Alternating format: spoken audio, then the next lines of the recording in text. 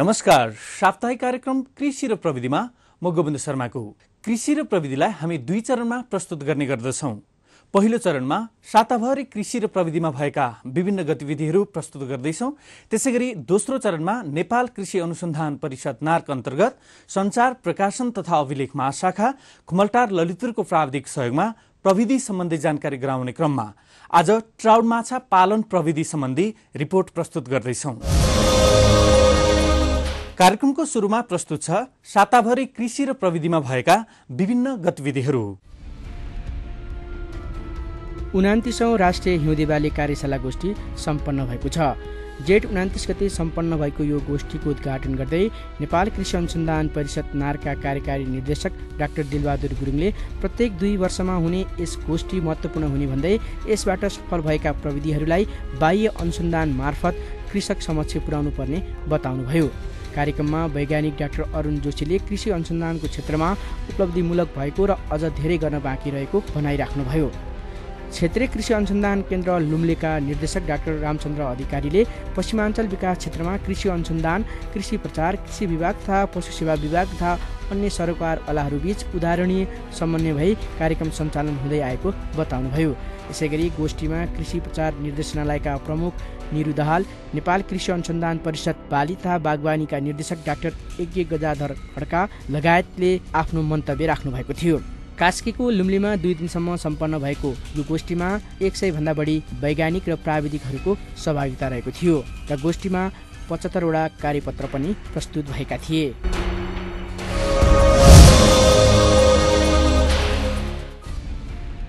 यसैगरी 11औं राष्ट्रिय बाह्य अनुसन्धान कार्यशाला गोष्ठी सम्पन्न भएको छ। क्षेत्रीय कृषि अनुसन्धान केन्द्र लुम्ले कास्कीमा 2 दिनसम्म सञ्चालन भएको यो गोष्ठीमा देशभरबाट सहभागी भएका 150 जना भन्दा बढी वैज्ञानिक तथा प्राविधिकहरूले बाह्य अनुसन्धान स्थलमा किसानका खेतबारीमा परीक्षण गर्दा सफल भएको धारणा राखेका थिए। गोष्ठीमा 80 वटा कार्यपत्र प्रस्तुत भएका थिए।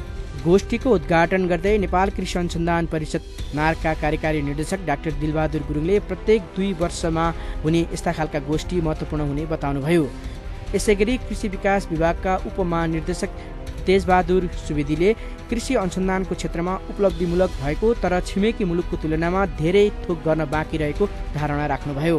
क्षेत्रीय कृषि अनुसन्धान केन्द्र लुम्लेका निर्देशक डाक्टर रामचन्द्र अधिकारीले कृषि अनुसन्धान किसानको वास्तविक आवश्यकताको आधारमा गरिने भन्दै कृषकको खेतमा कृषकको सहभागिता र सक्रियतामा गरिने अनुसन्धान भएकाले बढी सफल हुँदै गएको भनाइराख्नुभयो। भर्खरै प्रस्तुत गर्यौं साताभरि कृषि र प्रविधिमा भएका विभिन्न गतिविधिहरू। विश्रामपछि आज हामी नेपाल कृषि अनुसन्धान परिषद नार्क अन्तर्गत सञ्चार प्रकाशन तथा अभिलेख महाशाखा खुमलटार ललितपुरको प्राविधिक सहयोगमा प्रविधि सम्बन्धी जानकारी गराउने क्रममा ट्राउट माछा पालन सम्बन्धी प्रविधि सम्बन्धीको एउटा रिपोर्ट प्रस्तुत गर्दैछौँ। हिमालय टेलिभिजन हेर्दै गर्नुहोला। विश्रामपछि पुनः स्वागत छ साप्ताहिक प्रस्तुति कृषि र प्रविधिमा। यो कार्यक्रम तपाईँ हरेक शनिबार बिहान 9:30 बजेदेखि 10 बजेसम्म हिमालय टेलिभिजनमा हेर्न सक्नुहुन्छ। अबको प्रस्तुतिमा हामी नेपाल कृषि अनुसन्धान परिषद नार्क अन्तर्गत सञ्चार प्रकाशन तथा अभिलेख महाशाखा खुमलटार ललितपुरको प्राविधिक सहयोगमा प्रविधि सम्बन्धी जानकारी गराउने क्रममा ट्राउट माछा पालन प्रविधि सम्बन्धी रिपोर्टको दोस्रो भाग प्रस्तुत गर्दैछौँ। विधिगत दृष्टिकोणमा रेनबो ट्राउट माछाका लागि कस्तो पानी हुन जरुरी छ त? रेनबो ट्राउट पालनको लागि ठाउँको छनौट गर्दाखेरि हिम नदीबाट बगेको पानीको आवश्यकता पर्दछ। जुन पानीमा फोहोर, खेतीबारीमा लागेको मलखाडहरू नआउने सफा पानी र कञ्चन पानी हुनु जरुरी छ। अरू माछा भन्दा रेनबो ट्राउट माछा चिसो पानीमा हुर्कने भएकोले प्राणवायु अक्सिजन धेरै भएको पानीको जरुरी पर्दछ। रेनबो ट्राउट माछा पालनका लागि आर्थिक रूपमा बढी नै खर्च गर्नुपर्ने हुन्छ। एक छाना मुनि माछा पालन, भुरा उत्पादन र दाना उत्पादन गर्न सके कृषक तथा व्यवसायका लागि बढी लाभदायक हुन्छ। अघिल्लो समयमा माछा, भुरा र दाना पाउन निकै कठिन थियो। समयमा भुरा र दाना नपुग्दा कृषकहरूले निकै मार खेप्नु पर्ने हुन्थ्यो। पछिल्लो समयमा मुलुकभर 16 वटा ह्याचरी सञ्चालनमा आउँदा माछा उत्पादन र बिक्री वितरणमा सहजता आएको छ। तर पनि सोचे जस्तो मूल्यमा कृषकहरूले माछाका भुरा पाइरहेका छैनन्। तसर्थ कृषकहरूका लागि माछा पालनसँगै भुरा उत्पादन गरी आत्मनिर्भर बन्न अत्यन्तै जरुरी छ। अब प्रश्न उठ्छ, भुरा उत्पादन कसरी गर्ने? रेनबो ट्राउट माछाको भुरा उत्पादन गर्नको लागि ह्याचरीको व्यवस्थापन राम्रोसँग गर्न जरुरी छ। ह्याचरी व्यवस्थापन भन्नाले माउ माछाको पालन पोषणदेखि लिएर प्रजनन गराउन, फूल कोरल्न, भुरा माछा उत्पादन र मत्स्य रोगको उपचार आदि काम गर्नको लागि आवश्यक सरसामानहरूको ठिक समयमा व्यवस्थापन गर्नुपर्ने कुरा बुझिन्छ। व्यावसायिक रूपमा रेनबो ट्राउटको प्रजनन तथा भुरा उत्पादनको लागि पानीको तापक्रम 9 देखि 14 डिग्री सेल्सियस हुनुपर्दछ। पानीको तापक्रम 9 डिग्री सेल्सियस भन्दा कम भएमा भुरा कोरिन बढी समय लाग्दछ र 14 डिग्री सेल्सियस भन्दा बढी भएमा चाँडै कोरिलिन्छ।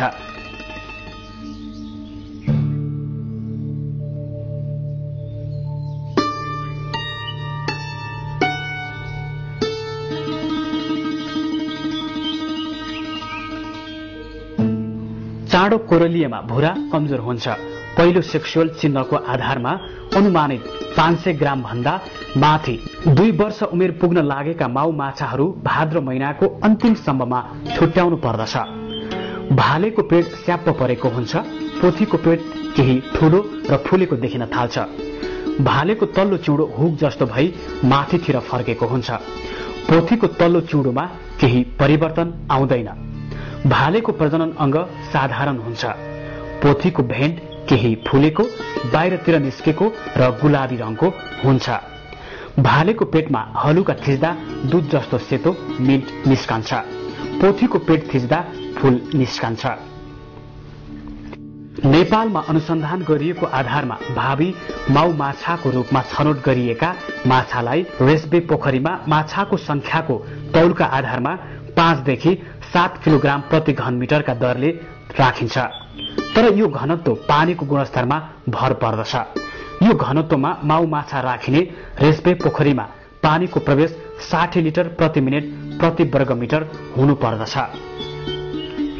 सो छुट्याएको भाले पोथी अलग्गै राखी आवश्यक दाना पानी दिएर राम्रो हेरविचार गरी पाल्नु पर्दछ। पोथी माउलाई 35% प्रोटिन युक्त सन्तुलित दाना कुल शारीरिक तौलको 2 देखि 3% को हिसाबले दिनको 2 पटक बिहान र अपराह्न खुवाउनु पर्दछ। पोथी माउमा फूलको क्रमिक विकास फागुन चैतबाट भइरहने हुँदा माउ माछाको लागि दानाको गुणस्तर विचार गरी दाना खुवाउनु अघि 1 केजी दानामा 6 मिलिलिटर कर्ड लिभर आयल राम्ररी मिसाउने र त्यसपछि फोलिक एसिडको 2 चक्की मसिनोसँग पिसी दानामा मिसाइदिँदा झन राम्रो हुन्छ। दाना व्यवस्थापनको साथै पानीको तापक्रम पनि पहिलो पटक माउ छुट्याइसकेपछि लिँदै जानुपर्छ। यसरी पानीको तापक्रम 13 डिग्री सेल्सियस पुगी तल झर्ने क्रम सुरु हुन लाग्दा सम्ममा ह्याचरीको व्यवस्थापन तयारी पूर्ण भइसकेको हुन आवश्यक छ। कार्तिकदेखि दोस्रो सेक्सुअल भिन्नताको आधारमा फूल निचोर्न योग्य परिपक्व भाले पोथी छुट्याई प्रजनन गराउनु पर्दछ। परिपक्व पोथीको पेट फुलेको र नरम हुन्छ। जननेन्द्रिय गुलाबी रङको भई अलिकति बाहिर निस्केको हुन्छ। पोथी माछाको पेट जननेन्द्रिय भन्दा केही माथि थिच्दा सजिलैसँग पहेँलो फूल निस्कन्छ। भालेको पेट जननेन्द्रिय भन्दा केही माथिबाट तलतिर निचोर्दै जाँदा जननेन्द्रियबाट सेतो मिल्क भनिन्छ। प्रजननको लागि रेसबेबाट परिपक्व पोथी छनौट गरी प्लास्टिकको टबमा राख्नु पर्दछ। फूल संकलन गर्ने प्लास्टिकका ससाना बाटाहरू कपडाले सुक्खा गरी पुस्नु पर्दछ। पानीको संसर्गमा आएपछि वीर्य चाँडो क्रियाशील भई फूल निषेचन हुन नपाउँदै छिट्टै मर्दछ। त्यसैले भिजेको भाँडोमा फूल संकलन गर्ने गरेमा फूल बिग्रन्छ। फूल संकलन गर्ने भाँडो सुक्खा हुनु पर्दछ। ट्युबबाट पोथी माछा झिकेर रुमालको माछाको सबै शरीर सुक्खा हुने गरी पुस्नु पर्दछ। भिजेको शरीरबाट फूल संकलन गरिरहेको बेलामा पानी झरी फूल बिग्रन सक्छ। शरीर पुछिसकेपछि रुमालले पोथीको टाउको छोपेर एक हातले माछाको पुच्छरको माथिल्लो भाग समात्ने तथा अर्को हातले पेल्भिक फिनको पछाडि तल्लो पेट भेन्टतिर बिस्तारै बिस्तारै थिचेर फूल निचोर्ने र एउटा प्लास्टिकको बाटा अथवा कुनै भाँडोमा संकलन गर्ने। बढी पाकेको फूलले फूल निस्कने ठाउँ रोकेको हुन सक्छ, जसलाई फ्याँकेर मात्र राम्रो फूल संकलन गर्नु पर्दछ। पाकेको फूल अलिकति मात्र दबाव दिएमा सजिलैसँग बाहिर निस्कन्छ। पाकेको फूलको रङ पहेँलोदेखि सुन्तला रङको भई अपारदर्शी हुने गर्दछ। केही फूल पानीमा खसाल्दा यदि दूध जस्तो सेतो रङको हुन्छ भने बढी पाकेको फूल भनेर चिनिन्छ र ती फूल निषेचित हुन सक्दैनन्। मिल्क मिसाई हाल्नु पर्दछ। मिल्क संकलनको लागि ट्युबबाट भाले माछा झिकेर रुमालले माछाको सबै शरीर सुक्खा हुने गरी पुस्नु पर्दछ। एक हातले रुमालले टाउकोतिर छोपेर माछा समात्ने र अर्को हातले पल्लो पेट बिस्तारै बिस्तारै थिचेर एउटा बिकरमा मिल्क संकलन गर्नुपर्दछ। पोथीबाट संकलन गरिएको फूलमा मिल्क मिसाउने र राम्रोसँग निषेचन गराउनको लागि चराको प्वाखले बिस्तारै चलाउनु पर्दछ।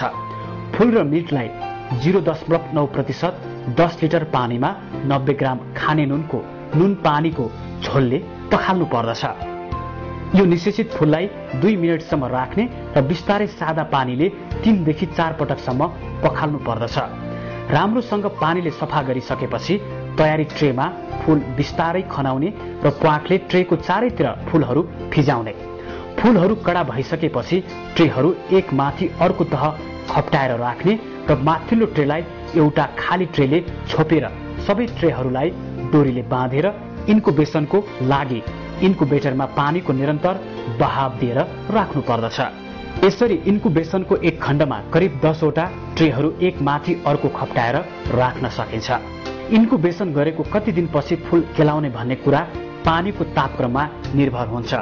जस्तो इन्कुबेसन गरेको पानीको तापक्रम 11 देखि 12 डिग्री सेल्सियस छ भने फूल इन्कुबेसन गरेको 15 देखि 17 दिन भित्रमा मात्र पहिलो पटक ट्रेबाट फूल हेर्नुको लागि साथै बिग्रेको फूल केलाउन सकिन्छ। दोस्रो पटक 21 देखि 22 दिनमा फूल केलाउनु पर्दछ। राम्रो फूल हल्का सुन्तला वा पहेँलो रङको हुन्छ भने बिग्रेको फूलको रङ सेतो हुने गर्दछ। फूलबाट भुसुना कति दिनमा कोरलिन्छ भन्ने कुरा पानीको तापक्रममा भर पर्दछ।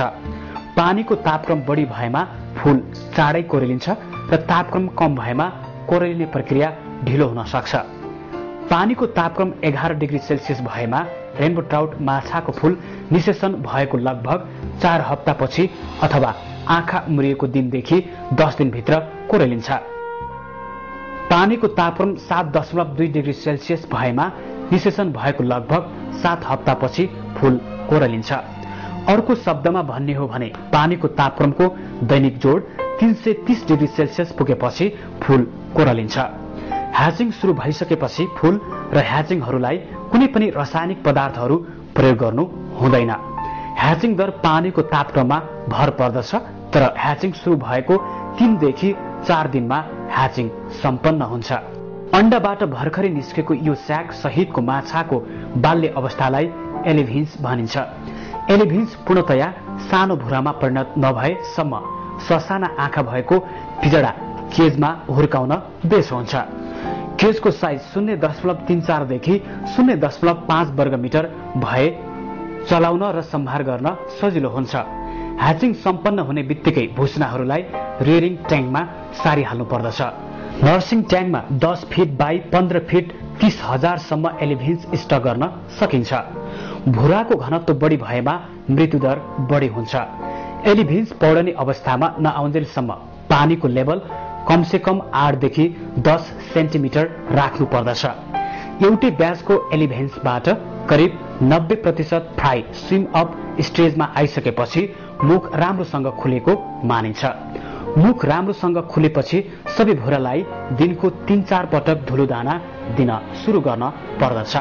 एलिभिन्स र ससाना भुराहरू धेरै जसो अँध्यारोमा बस्न मन पराउँछन्। त्यसैले भुरा भएको केजलाई कालो कपडा अथवा कालो प्लास्टिकले छोपेर राख्नु बेस हुन्छ। केजमा भुरा हुर्काउँदा आपूर्ति हुने पानीसँगै आउने माटो तथा बालुवाका कणहरू यसको पिँधमा जम्न पाउँदैनन् र खेर गएका दाना पनि पिँधबाट बाहिरिने भएकोले वातावरण स्वच्छ रहन्छ।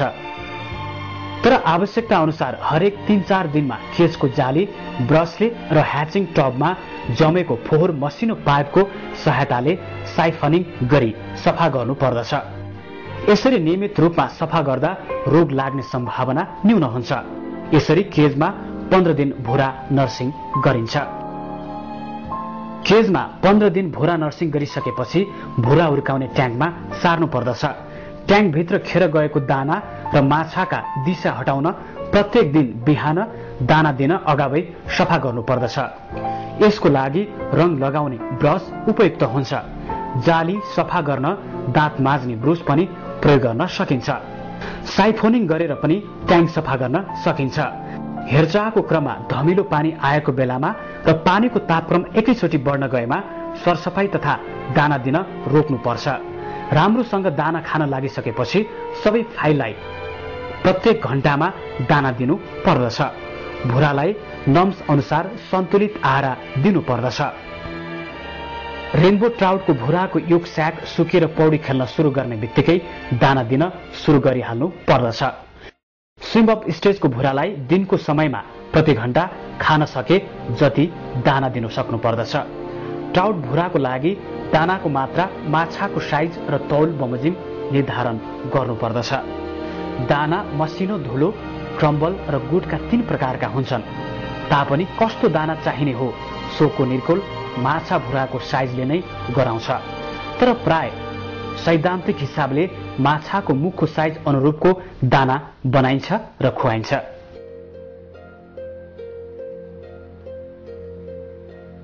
भुराको दाना बनाउँदा सबै कच्चा खाद्य वस्तुहरूलाई 180 माइक्रोनको स्टिलको जालीमा चालेर दाना बनाउने सामग्रीहरू तयार गर्नुपर्दछ। भुराको दाना बनाउँदा ठूलो माछाको दानामा भन्दा पाउडर, दूध, काँचो अण्डा, ब्रेड, इस्ट थप मिसाउनु पर्दछ। साधारणतया मेसिनहरूमा यत्रो साइजको आहारा तिस्न समस्या पर्ने हुँदा यस्तो आहारा बनाउन कठिनाई आइपर्ने हुन्छ। दाना बनाउँदा 425 माइक्रोनको चालनीबाट दाना बनाउन सुरु गर्नुपर्छ र माछाको मुखको साइज वृद्धि अनुसारको प्रत्येक 2 हप्तामा चालनीको मेस साइज बढाउँदै लैजानु पर्दछ। साधारणतया भर्खरै पौड्न सक्षम भुरा एउटै उमेरको माउ र एउटै लडको फूल वा एलिभेन्सबाट झण्डै 90% देखा परेपछि सूक्ष्म दाना अथवा स्टार्टर फिड खुवाइन्छ। सुरुमा 180 माइक्रोनको दाना खुवाउनु पर्दछ। हरेक 8-10 दिनमा भुराको मुखको साइज बढेको अनुपातमा 300, 425, 500, 710 तथा 850 माइक्रोनको मसिनो दाना खुवाउनु पर्दछ।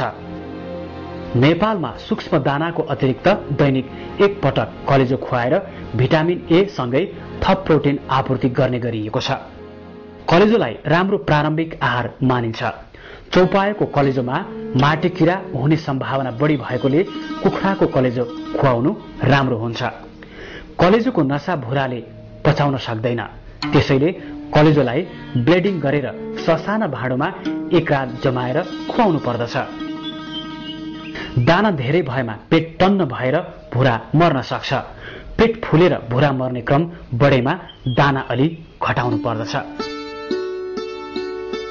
ट्राउट माछा भुरा उत्पादनको सवालमा वरिष्ठ वैज्ञानिक त्रिशूली केन्द्रका प्रमुख साधुराम बस्नेत यसरी व्याख्या गर्नुहुन्छ।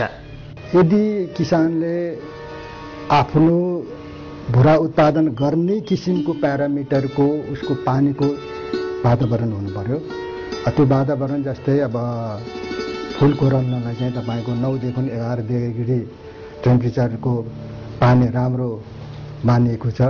अब त्यो किसिमको वातावरण छ र उसले भुरा उत्पादन गर्न चाहन्छ भने अब हामीहरूले चाहिँ एउटा तालिमको रूपमा दिँदाखेरि चाहिँ अब उसले राखेको खाने माछा अथवा बिक्री गर्नलाई राखेको माछाबाट स्वस्थ, राम्रो, शरीर अङ्गभङ्ग नभएको, त्यसलाई पनि 30-35% को दाना खुवाएर पालिराखेको माछाबाट त्यो माछा छनौट गरिन्छ र अनि त्यसलाई माउको रूपमा हामी 35% सम्मको दाना खुवाएर 1-1.5 वर्ष पालिन्छ। अब यसको उमेर चाहिँ अब हाम्रो नेपालको मा भित्रिएका जुन ट्राउट माछाहरूको अहिलेसम्मको रेकर्डमा चाहिँ 3 वर्षभन्दा बढी माउ माछा बचाउन नसक्ने भएको हुनाले हामीले 2.5 वर्षदेखि 2 वर्षकै माउको पोथीबाट प्रजनन गर्ने कार्यक्रम अगाडि बढाइरहेका छौँ।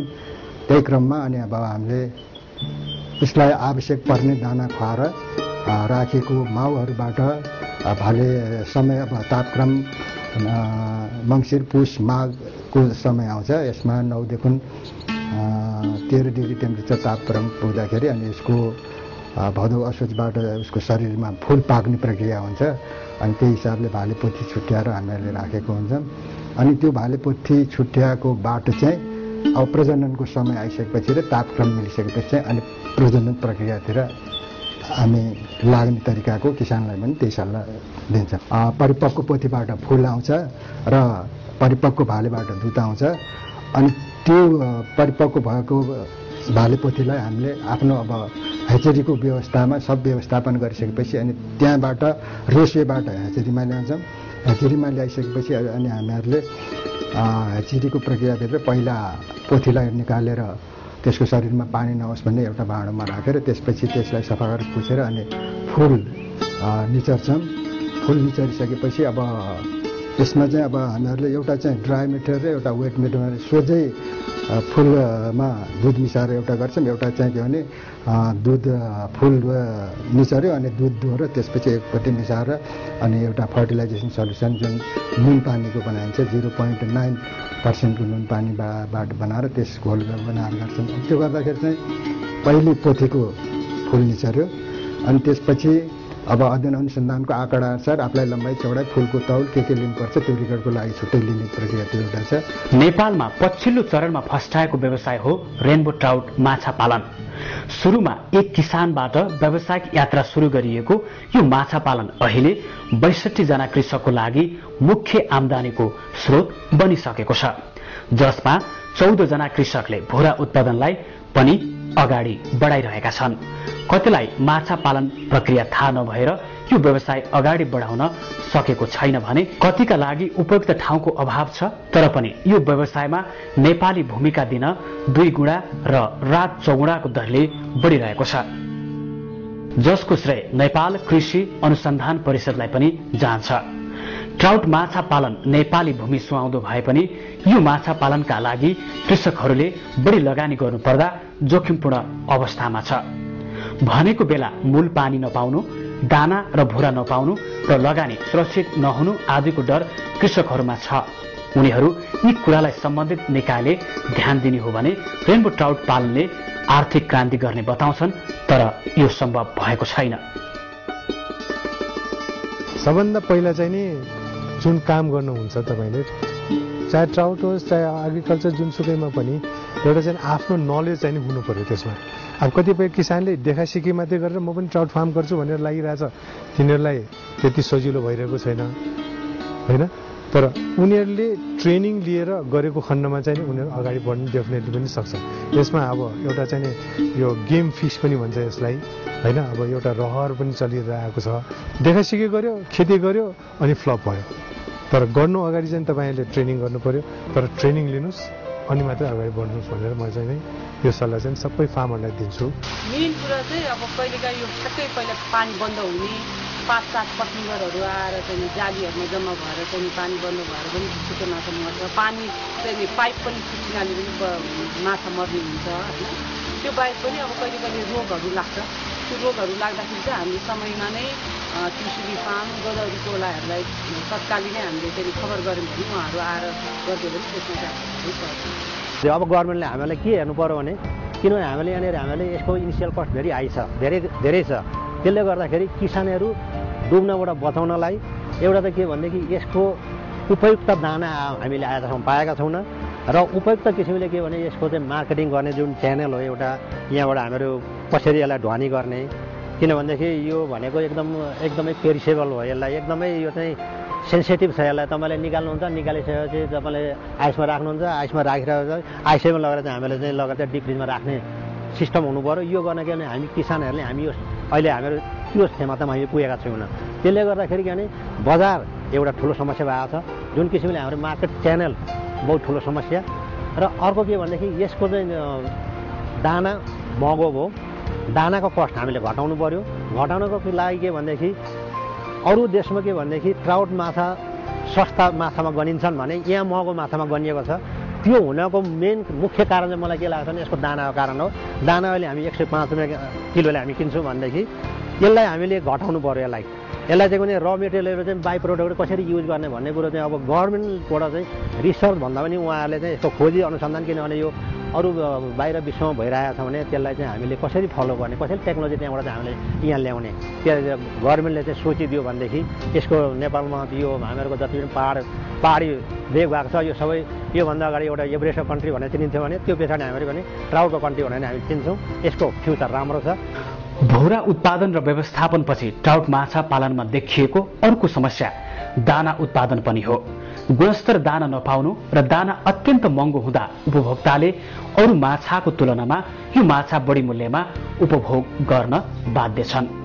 ट्राउट माछाका लागि प्रयोग गर्ने दानामा भटमास, झिङ्गे माछा, गहुँको पिठो, धानको ढुटो, मिनरल, मल्टिभिटामिन र भिटामिन सी को प्रयोग गरिन्छ। यी मध्ये झिङ्गे माछा मल्टिभिटामिन र भिटामिन सी भारतबाट झिकाउनु पर्ने हुनाले महँगो हुन्छ, जसले गर्दा ट्राउट माछाको मूल्यमा पनि वृद्धि भएको हो। यसरी उपभोक्ताहरू बढी मूल्यमा माछा खान बाध्य छन्। नेपालको भौगोलिक अवस्था र पानीको स्रोत अनुसार ट्राउट माछा पालन अत्यन्त उपयुक्त छ। तर यस कार्यमा कृषकहरूलाई बढी सहयोग गरेर नेपाल कृषि अनुसन्धान परिषदले ठूलो गुण लगाएको छ। तर यसलाई चाहे जसरी सम्बन्धित निकायले अगाडि बढाउन भने सकिरहेको छैन। त्यसको लागि विद्यमान समस्यालाई समाधान गरी अगाडि बढ्न सके ट्राउट माछा पालन व्यवसाय भोलिको दिनमा नेपाली कृषक तथा व्यवसायका लागि उच्च आयको स्रोत बन्ने कुरामा कुनै दुई मत छैन। भर्खरै प्रस्तुत गर्यौं ट्राउट माछा पालन सम्बन्धी एउटा रिपोर्ट। यो रिपोर्टसँगै हामी कार्यक्रमको अन्तमा आइपुगेका छौं। अर्को साता अन्य विषयवस्तुको साथमा उपस्थित हुनेछौं। हिमालय टेलिभिजनका लागि नेपाल कृषि अनुसन्धान परिषद नार्क अन्तर्गत संचार प्रकाशन तथा अभिलेख महाशाखा खुमलटार ललितपुरको आर्थिक सहयोगमा एक क्रिएटिभ मुभी मेकर्स प्रालीको साप्ताहिक प्रस्तुति कार्यक्रम कृषि र प्रविधिबाट म गोविन्द शर्मा लगायत सम्पूर्ण टिम बिदा हुन्छौं। बिदा दिनुहोस्। नमस्कार।